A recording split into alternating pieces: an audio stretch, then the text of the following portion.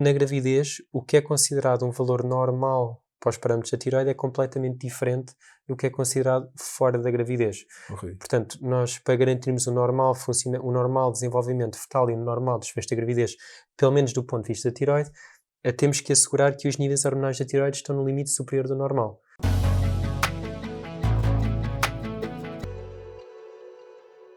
Olá, sejam bem-vindos a mais um podcast Viva a Vida com Fertilidade. Antes de mais, agradecer ao Darcy Isqueté por proporcionar este espaço para as nossas gravações.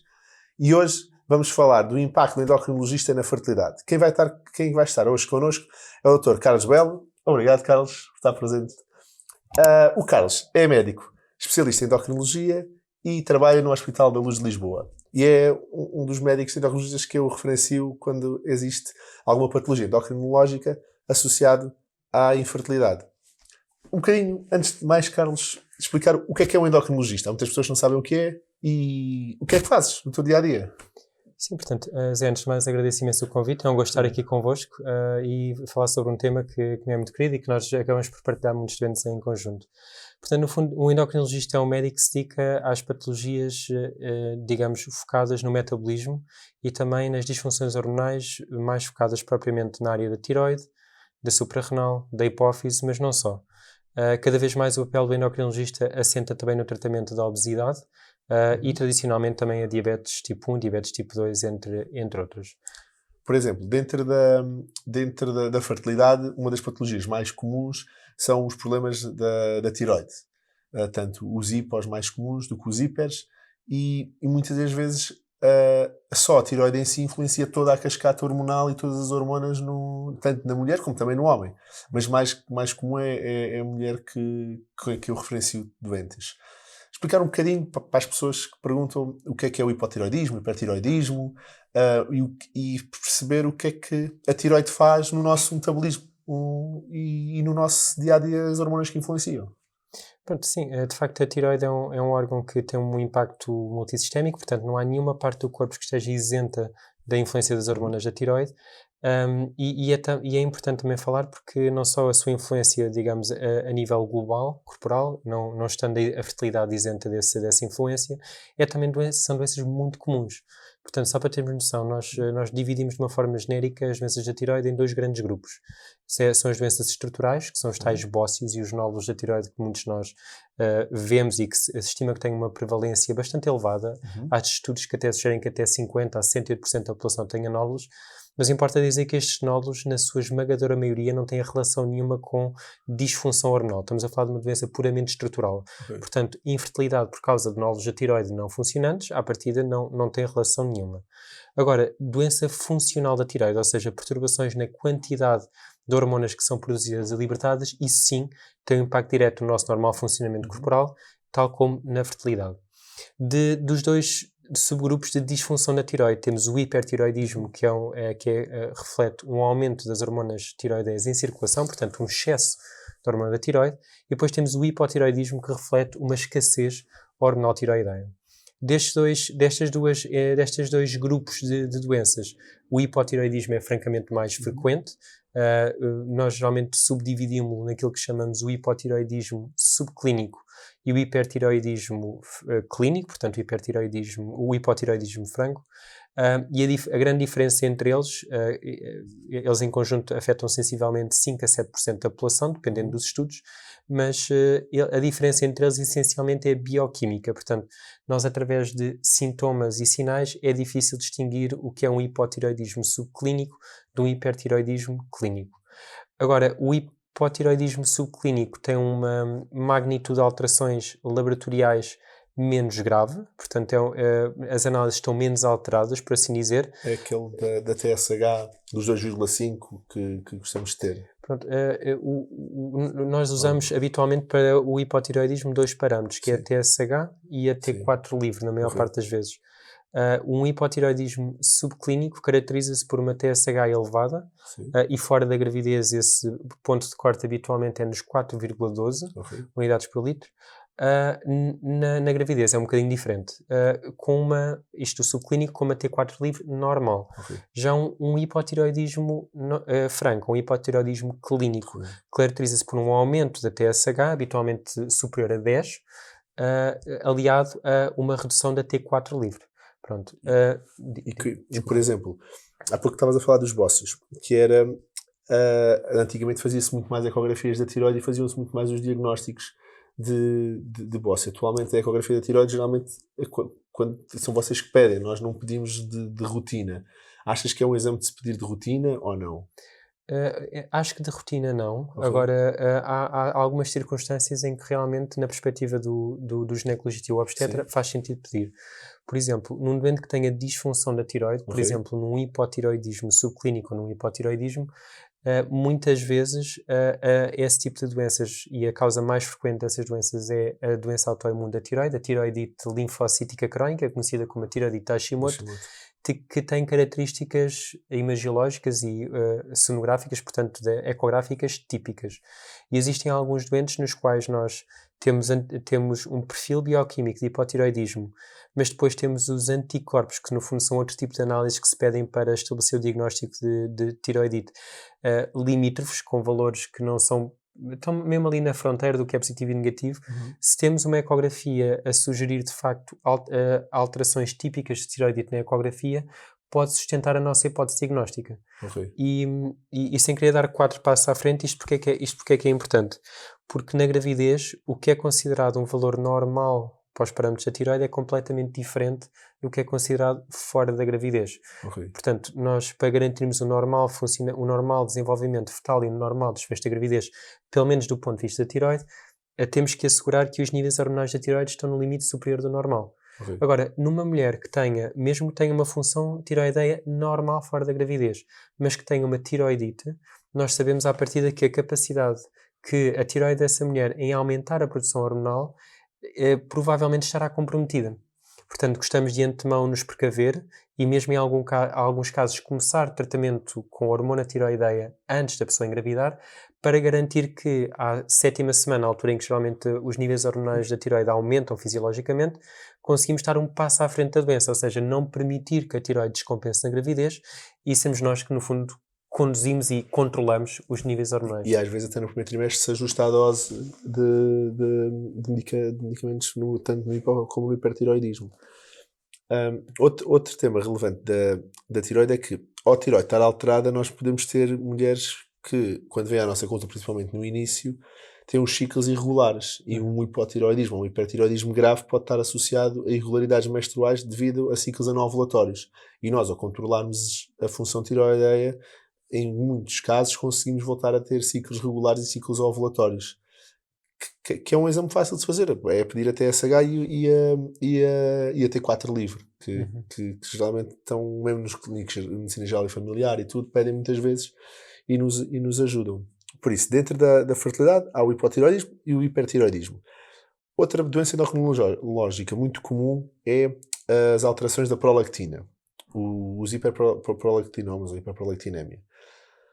Na prolactina há aquelas análises típicas que nós pedimos sempre num casal ou numa mulher que recorre a uma consulta de apoio à fertilidade, e a prolactina está lá. Só que o que eu noto é que a prolactina, há variações de prolactina não muito grandes, mas assim às vezes um bocadinho ligeiramente superior ao limite do normal.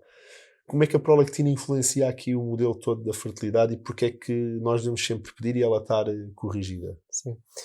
Só para também enquadrar aqui um bocadinho, a prolactina, contrariamente à tiroide, é uma hormona produzida na hipófise, portanto é uma estrutura glandular que é localizada no centro do cérebro, que está sensivelmente atrás aqui dos nossos olhos, quase. E é uma zona, é considerada a glândula mestra, portanto nessa zona são produzidas inúmeras hormonas, uma das quais é a prolactina. Pronto, e o que tu disseste tens toda a razão, a prolactina é absolutamente fundamental, e um estudo da fertilidade não está completo sem a prolactina. Agora, as alterações da prolactina eu gosto de as agrupar em 3 grandes grupos. Bom. Temos a hiperprolactinemia, que é fisiológica. Sim. Existem determinado tipo de situações do dia a dia que aumentam a prolactina, desde stress emocional, desde relações sexuais recentes, desde desporto de alta intensidade recentes, desde privação de sono. Portanto, há uma série de situações que podem aumentar marginalmente os níveis de prolactina, e geralmente a magnitude de elevação é na gama entre os 30, 40, eventualmente 50, que podem ter causas até a certa medida fisiológicas.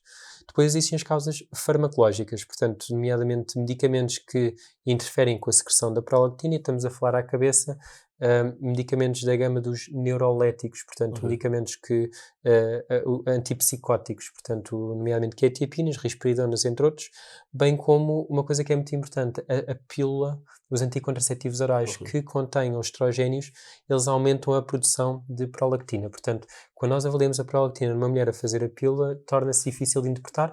Agora, obviamente, que vocês têm o cuidado habitualmente de suspender, sobretudo quando se fala em fertilidade, não é? Fertilidade. Mas é um motivo frequente da nossa consulta. Vem para a nossa consulta com prolactina alta, estão a fazer a pílula, param a pílula e realmente está resolvido. Mas alto quanto? 60, 100 ou não? Não sobe assim tanto? Sim, não costuma subir assim tanto. Estamos a falar mais na gama dos eventualmente 70, 80 no máximo, portanto, mas dificilmente ultrapassa os 100. Mesmo com os outros medicamentos, geralmente é esse cut-off? Não. Com os outros medicamentos, eles podem subir às vezes para valores acima de 100. É muito invulgar, não é de todo o mais comum, mas, por exemplo, com medicamentos tais como os neuroléticos, os valores às vezes podem ultrapassar os 100.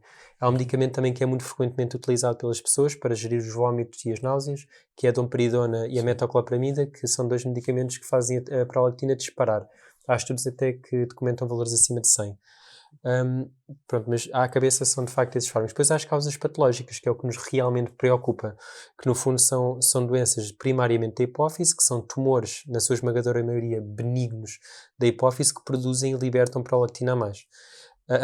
Geralmente esses tumores geram prolactinas acima de 100, geralmente acima de 200, e parece que a magnitude de elevação da prolactina varia em função da dimensão do tumor. Portanto, quanto maior for, se tem uma prolactina de 250 e depois fazemos uma ressonância e tem lá um adenoma da hipófise, um tumor da hipófise, à partida a causa é essa. Agora, o problema da prolactina, eu não sei se era isso que ias dizer, é que é difícil de interpretar. Tu próprio dizes que de consulta para consulta está diferente. E às vezes há aqueles casos mais complexos em que estão com um dossiê cheio de exames e que nós, ao vermos os exames todos, a prolactina... Parece a bolsa de valores, exatamente, varia muito. E é um bocadinho perceber até o que é que damos relevância, porque, por exemplo, enquanto é FSH, LH, estrogênio e progesterona, há um padrão menstrual e que nós precisamos. A prolactina, eu não consigo definir bem um padrão típico da prolactina. É porque está sujeito a muitas interferências, percebes? E não são só interferências do nosso dia-a-dia, que interferem com a própria secreção da prolactina, como também interferências bioquímicas. Portanto, isto é o típico alteração que tem que ir bem para a nossa consulta, porque realmente tem muita especificidade e o tratamento o tratamento não varia muito, mas também nós não queremos estar a tratar mulheres que não precisam de ser tratadas. Sim. Portanto, porque empiricamente às vezes pode-se utilizar tratamento para baixar a prolactina. Por exemplo, quando não se encontra causa nenhuma e realmente a mulher não consegue engravidar, e eventualmente isso é equacionável e aceitável desde que a mulher compreenda os riscos e os benefícios associados, garantindo que nesse tipo de situações, mal a pessoa engravide, ou esse medicamento poderá ser suspenso, porque a prolactina o que afeta principalmente é a fertilidade, não é propriamente o desfecho da gravidez. Sim. Portanto, interferências laboratoriais desde falsos positivos por uma situação que se chama macroprolactina, que é a existência de várias moléculas de prolactina agregadas no sangue que dão valores que são bioquimicamente inativas e que fazem com que os valores de prolactina no sangue estejam muito altos sem que haja uma clínica de prolactina, de hiperprolactinemia, que tipicamente a hiperprolactinemia dá amenorreia, portanto a ausência de menstruação, e galactorreia, que é corrimento mamário. São os sintomas típicos a prolactina é a hormona da amamentação. Exatamente. Que é conhecida quando se pesquisa na net, prolactina aparece logo associada à alimentação, em que no pós-parto é daquelas hormonas que sobe para estimular a produção de leite e permitir depois o reciclo e os turnover de leite. Pronto, resta a prolactina, por isso já vimos o hipotireoidismo, a patologia da prolactinemia, e falaste no início um bocadinho da obesidade e da função do endocrinologista na obesidade, porque não é uma especialidade médica, endocrinologia, mas depois também complementa muito com a nutrição e todo o impacto que a nutrição tem no eixo hormonal. E depois entra um bocadinho também na função da obesidade. Já vi vários lives e podcasts, vamos fazer um sobre obesidade e fertilidade, e sabemos que a obesidade está correlacionada com os desfechos de fertilidade e com os outcomes obstétricos e neonatais. Existe alguma consulta estruturada de obesidade, por exemplo, lá na Luz, alguma área que tenhas diferenciado ou que o departamento se diferenciou focado na obesidade? Sim, isso é uma pergunta importantíssima, porque a obesidade é uma pandemia autêntica, portanto tu deves ter essa percepção na tua consulta. Cada vez mais as pessoas estão a engravidar mais tarde, há cada vez mais excesso de peso pronto, e a obesidade no fundo é já considerada uma doença crónica recidivante, que pronto, caracterizada por excesso de gordura corporal com consequências para a saúde da pessoa. Em termos de consultas de obesidade, originalmente elas estavam muito centradas no encaminhamento do doente para cirurgia bariátrica. Sim. Ou seja, e no Hospital Luz, e como em muitos hospitais, esse é o foco principal das consultas de obesidade. No entanto, e embora isto não seja consensual o que eu vou dizer, nós quando queremos tratar uma doença, por exemplo, doença coronária, não vamos primeiro a um cirurgião cardiotorácico e só depois é que vamos ao cardiologista. Portanto, isto é um paralelismo que eu estou a tentar fazer. Sim. E aquilo que nós cada vez temos mais, e nós estamos-nos a esforçar, pelo menos no Hospital Luz, para que isso aconteça, temos uma consulta já estruturada da obesidade, que é necessariamente pluridisciplinar, não pode ser só o endocrinologista. Portanto, o endocrinologista, o nutricionista, um fisiologista do exercício físico, um psicólogo não fazem nada sozinhos na gestão do doente com obesidade. Portanto, há necessariamente a necessidade de haver uma interligação e uma comunicação entre as especialidades. Atualmente, e eu falo por experiência pessoal, nós estamos a tentar criar esse tipo de consulta, embora formalmente não exista ainda, mas a minha consulta, sensivelmente 30% a 40% da minha atividade assistencial é centrada na obesidade. Portanto, e há, não só porque as opções terapêuticas atuais são muito mais eficazes, como também já se percebeu que o adipócito, portanto as células de gordura corporal, são um órgão endócrino. Portanto, e cada vez se vai percebendo cada vez mais acerca da fisiopatologia da obesidade e das opções terapêuticas eficazes. Na fertilidade em si, como estavas a dizer, pensa-se que não só as mulheres como os homens tenham piores desfechos. Portanto, as mulheres têm menos ciclos ovulatórios, têm muitas vezes maior resistência aos tratamentos utilizados na fertilidade, portanto, e pensa-se que a dificuldade em engravidar haja uma relação quase linear com o índice de massa corporal. Portanto, acima dos 29 kg por metro quadrado, há quase por cada 1 kg por metro quadrado uma redução na gama dos acho que é dos 5%, portanto, numa obesidade, digamos, de classe 3, com IMC superior a 40, é muito, muito difícil engravidar. E a perda de peso consegue, em parte, reverter grande parte dessas questões. Portanto, e a própria restabelecimento do equilíbrio do eixo. Porque depois, a obesidade não é apenas dificuldade em engravidar, mas tem todo um panóplia de patologia associada, cardiovasculares, respiratórias, tudo isso. Oncológica no futuro oncológica, exatamente. Depois causa também um hiperandrogenismo, depois também pode estar a afetar riscos de cânceres do endométrio. Por isso convém ser controlado. Há muitas mulheres, nem todas as mulheres com vários poliquísticos têm obesidade, mas há um padrão de mulheres com vários poliquísticos que têm obesidade. E que são aquelas que às vezes dificilmente conseguem controlar o peso e têm mais dificuldade. E quando perdem peso realmente melhoram a múltiplos níveis. Não sei se tens essa percepção. Já tive doentes em que controlaram o peso, nem sequer conseguiram atingir os 23, índice de massa corporal 23, 24 e voltaram a ter ciclos menstruais regulares, quando com 40 não tinham, pronto, de índice de massa corporal. Por isso isto é importante e cada vez mais se fala da correlação do peso, do estilo de vida, dos hábitos que melhoram os outcomes de fertilidade. Falaste há pouco dos homens. Dentro dos homens, o que acontece a alguns doentes é que têm disfunção do hipogonadismos ou hipoandrogenismos que dificultam a produção espermática. E que também é um foco na tua consulta. Quando os homens aparecem com geralmente alterações espermáticas, muitas vezes pode estar associado a esta patologia. Na tua consulta já vês homens espontaneamente virem ter contigo, ou muitas vezes são referenciados entre colegas associados à fertilidade? A minha experiência são pessoas que vêm encaminhadas quase sempre para o obstetra. Portanto, eu tenho a ideia que vocês, quando fazem a investigação do casal infértil, pedem sempre o espermograma. Sim. Pronto, portanto, e quando existem alterações do espermograma, embora nós saibamos que as causas endocrinológicas correspondem a uma minoria dos casos, portanto, em mais ou menos 5% dos casos de de infertilidade masculina, vemos e sabemos que, mais uma vez, causas como a hiperprolactinemia são causas que podem causar infertilidade no homem. Mas geralmente vêm quase sempre encaminhados, não vêm espontaneamente à nossa consulta, mais depressa vão ter convosco, ou eventualmente um urologista, pronto, que no fundo acaba por fazer parte das técnicas de extração de espermatozoides para as ICSIs. Para as ICSIs, para a biópsia testicular e depois, consequentemente, fazer a ICSI. O que eu me apercebo é que, às vezes, o espermograma é difícil o homem fazer o espermograma. As mulheres fazem mais facilmente as análises do que o espermograma. E quando nós pedimos as análises, às vezes, se nós tivermos uma história clínica completa e ajustada, conseguimos perceber onde é que vêm aquelas alterações hormonais. Eu já tive casos de doentes com a utilização de testosterona, de ginásio, do ponto de vista corporal, tudo isso, e que depois afetava a sua produção espermática. E depois bastava ir ter contigo ou com o endocrinologista, suspender essa terapêutica e depois voltava à produção espermática.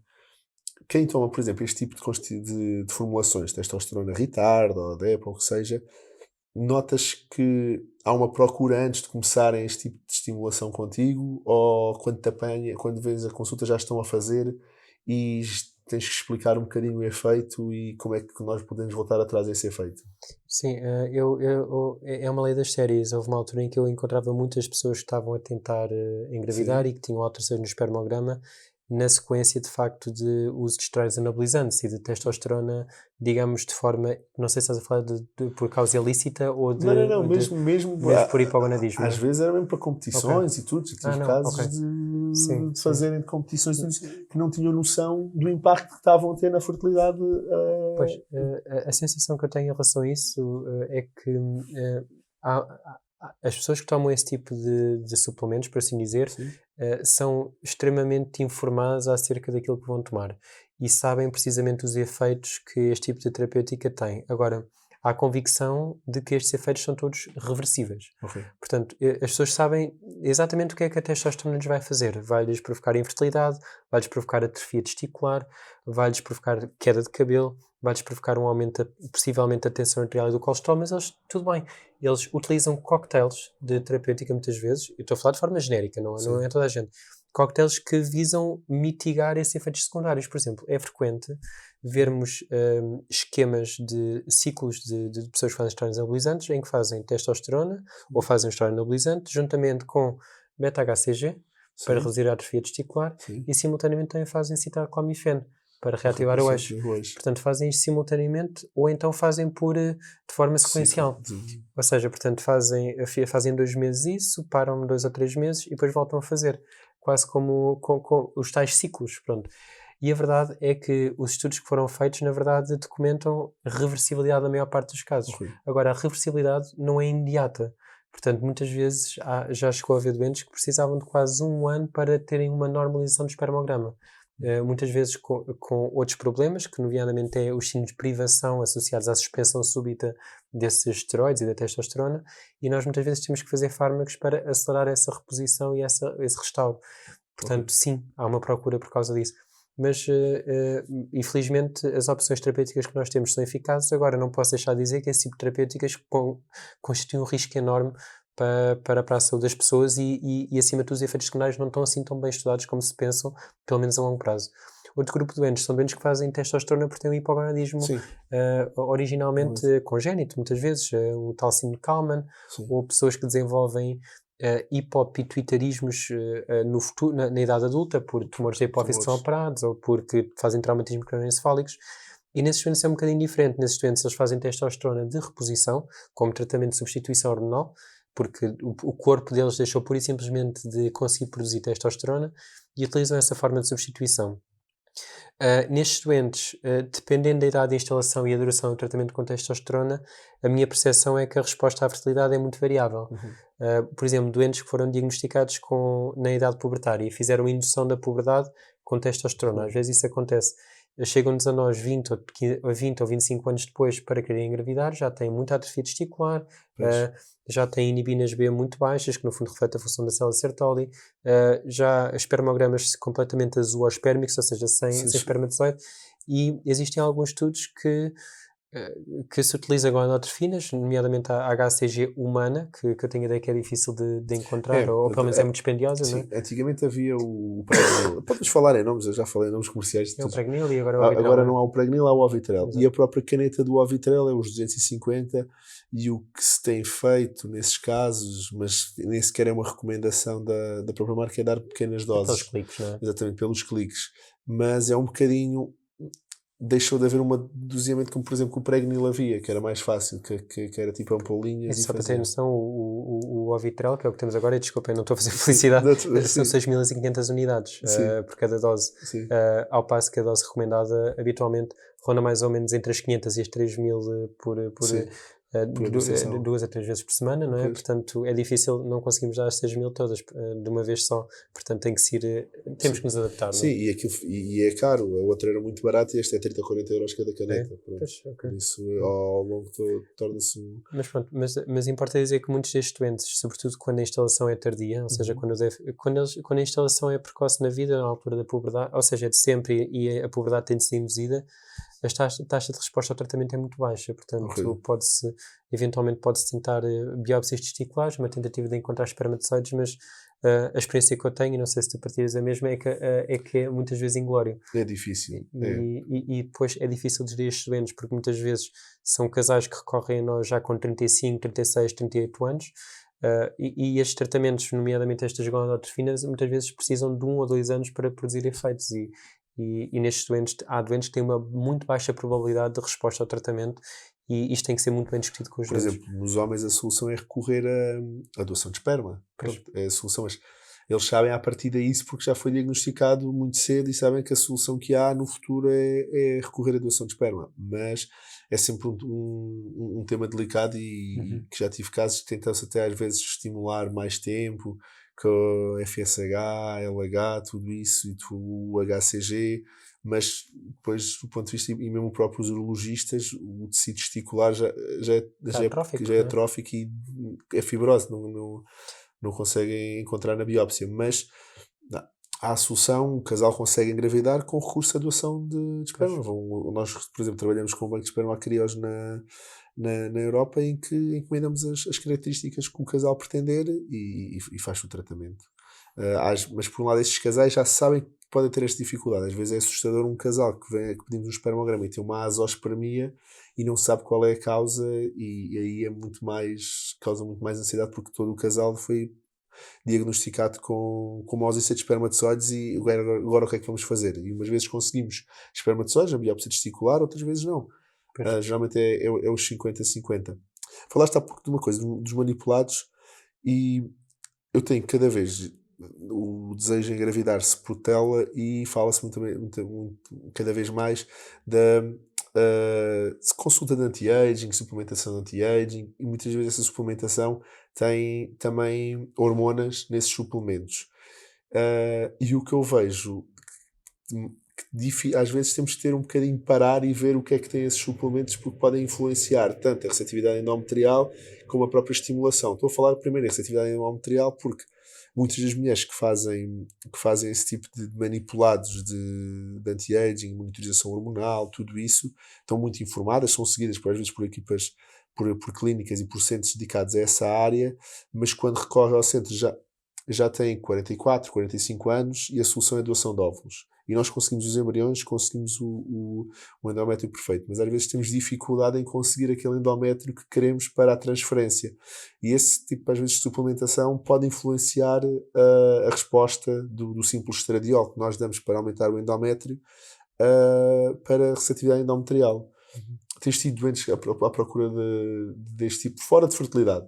Doentes que te procuram um bocadinho para reposição hormonal, estão na perimenopausa, ou mesmo homens que estão na andropausa, ou ainda é uma coisa que não está assim tão divulgada? Não está assim tão divulgado, mas começamos a ter pessoas que não se conformam com como se sentem, ou seja, e mesmo o próprio estado de envelhecimento e a medicina de anti-aging tem o seu lugar.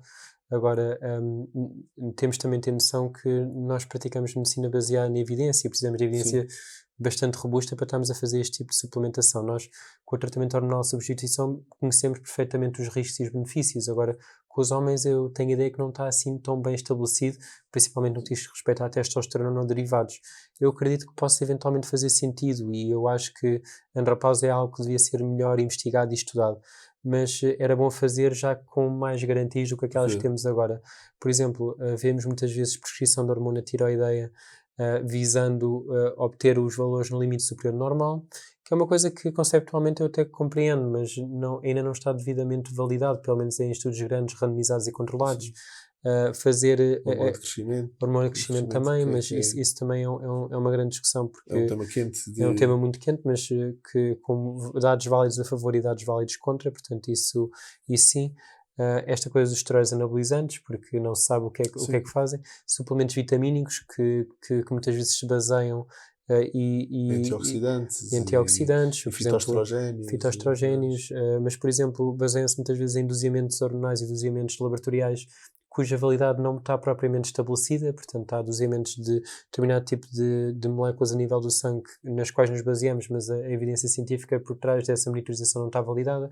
Portanto, às vezes parece que estamos a atuar um bocadinho em pressupostos errados e também, embora uma situação possa ter plausibilidade biológica, é bom que haja estudos nesse sentido e eu aqui deixo o desafio para conduzirmos mais estudos nesse sentido, porque claramente há muito caminho a desbravar. Eu acho que nos próximos anos essa área vai crescer e é um bocadinho trazer evidência, porque depois não queremos envelhecer, ou queremos envelhecer com qualidade e com conforto, e ao mesmo tempo queremos ser pais e mães com perto dos 50 anos. Nós conseguimos ajudar e conseguimos optimizar, mas temos que ter a noção que também pode estar associado a alguns riscos que têm que ser monitorizados. E eu vejo, principalmente neste target de idades a seguir aos 44, 45 anos, que muitas das mulheres e às vezes os homens estão a fazer terapêutica e nós precisamos um bocadinho de ajustar, e nós próprios eu tenho dificuldade, e às vezes quando falo com o médico assistente ele próprio também temos dificuldade em perceber para onde é que vamos. Mas é um grupo muito específico que tem vindo a crescer e que temos que estar atentos, porque concordo contigo que é necessário mais evidência e desenvolver estudos nessa área é uma mais-valia para nós percebermos como é que temos que reagir e comportar-nos, o que é que temos que parar, o que é que não temos que parar, quanto tempo temos que parar, até que ponto é que isto influencia a receptividade ou a própria qualidade dos embriões. E não sei, temos população muito interessada em saber, portanto, eu acho que estão-se a criar as condições perfeitas para que se possa avançar nesse campo. E há centros que se focam muito e na terapêutica de anti-aging, e tentar trazer um maior conforto, e a gravidez e o desejo de engravidar também é outro elemento que tem que estar na equação. Só que nós ainda não fazemos tudo, na verdade, portanto acho que temos também ter noção também das nossas limitações e dos nossos limites, e eu acho que às vezes é um bocadinho isso, mas sim, concordo totalmente contigo. Eu espero que eu quando tiver 70 anos, espero eu, tenha melhor qualidade de vida que uma pessoa que atualmente tem 70 anos. É legítimo querer mais, não é? E não estarmos a correr riscos de termos um cancro, ou de termos um risco de infarto, ou um risco de AVC perante a terapêutica que estamos a fazer. É isso mesmo. Tudo isso. Segurança primeiro. Exatamente. E que com evidência. Por isso, resumindo, falámos do que é um endocrinologista e o que é que a endocrinologia faz na fertilidade. Falámos das doenças mais comuns, os hipotiroidismos, alterações da prolactina, a obesidade e a fertilidade, e terminamos com a endocrinologia focada no homem, tanto com os hipogonadismos como os hipogonadismos e os hiperandrogenismos. Ou assim mais algum tema que vejas relevante falarmos e que te lembres da tua consulta associada? Nós também vemos muita diabetes, portanto a diabetes também é uma coisa que nós tratamos muito, mas é um tema já mais conhecido e que é reconhecidamente uma doença com gravidade e que pode influenciar não só o desfecho da gravidez, mas como a própria fertilidade em si. No homem e na mulher. Exatamente. O homem há uma correlação que li um artigo há pouco tempo do período de tempo de diagnosticar diabetes e controle das glicémias e a produção espermática. E não só, e também o próprio hipogonadismo no homem é extremamente comum. O hipogonadismo primário na diabetes é muito comum. Portanto, quando há disfunção erétil nas pessoas com diabetes, muitas vezes somos quase obrigados a dosear a testosterona e não é assim tão raro encontrarmos valores profundamente alterados. Na mulher passa um bocado despercebido. Geralmente a grande preocupação dos clínicos é essa mulher engravida com os valores mal controlados, né? Na verdade, isso é o risco. E o risco de malformações congénitas e tudo mais, e as complicações decorrentes do mau controle ao longo da gravidez. Mas sim, a importância só de manter um seguimento apertado, de fazer digamos, um planeamento adequado antes de engravidar no contexto de qualquer doença endócrina, na qual a diabetes se inclui, e a importância do acompanhamento também na diabetes, como na obesidade, também pluridisciplinar, necessariamente com o nutricionista, necessariamente com o obstetra, necessariamente connosco, de modo a que a gravidez seja o mais favorável possível. E outra coisa importante que eu noto é o seguimento de todas estas doenças endocrinológicas. Muitas vezes és tu a enviar-me ou a ligar-me com algumas dúvidas e eu a dizer, olha, tenho esta doente X que está a fazer isto, avançamos, não avançamos, porque esse apoio multidisciplinar que entre o médico, medicina da reprodução e o endocrinologista também é relevante para tentarmos o máximo que queremos, que é atingir o sucesso e taxas de gravidez boas. E o recém-nascido saudável em casa. Porque uma diabetes descontrolada depois te causa muitos riscos na própria gravidez e no parto. Pronto, acho que falámos assim de tudo. Espero que tenhas gostado, Carlos. Gostei. Já é o segundo atividade que nós fazemos. Já fizemos um live para aí há um ano e meio para aí. E agora no modelo de modo podcast falámos sobre a patologia endocrinológica e fertilidade. Obrigado, Carlos, por estás presente. Sim. E vamos continuando a colaborar e trabalhamos juntos. Obrigado. E obrigado pelo convite. Obrigado por estarem presentes neste podcast Viva a Vida com Fertilidade. Espero que gostem. Alguma dúvida? Já sabem, enviem uma mensagem e nós estamos cá para ajudar.